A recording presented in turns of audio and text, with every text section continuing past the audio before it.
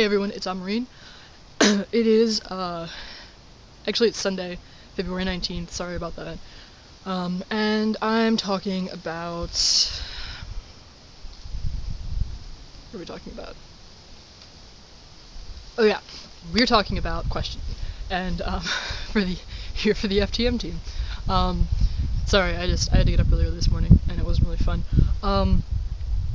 So, we're talking about questioning, and if we questioned things before transition, and things like that. I think questioning is really natural, so yes, I definitely had questions. I mean, I had questions like,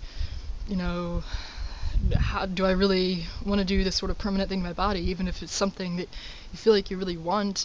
It's still something that has these, parts of physically transitioning have these permanent effects, and then there's a lot of questions in your social circles and your family and stuff, there can be a lot of repercussions, and a lot of consequences, and do you really, is it really worth going through all that, like, to you? Are you really sure you feel this way? It's, and in a society that's so focused on there being a really strong gender binary and male and female and all of that, like, is that even something that, are you sure you're really, you really were made this way? If you are at all spiritual or religious, actually I am sort of Christian, and by sort of I mean like I'm gonna do the whole like really hipster, like I'm not religious but I'm spiritual sort of thing, like, I share some of the really basic Christian beliefs, and or other religions too. You can be like, that often believe that there is a higher creator or creators that make people a certain way for a reason. And then dealing with all of that, like trying to reconcile any beliefs that you have like that with your, how you feel.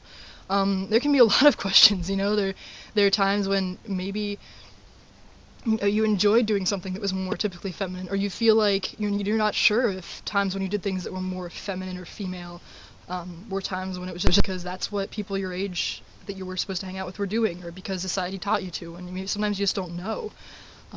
There's the question of like, how much do I want to transition? Am I actually just gender queer, or, am I really just a butch lesbian, or like there's a lot of, and then how much do labels matter to me? Like there are tons of questions, and they're all really healthy, because how you feel and who you are is very valid, but you're trying to compare that to this whole world of stereotypes and labels that society has created.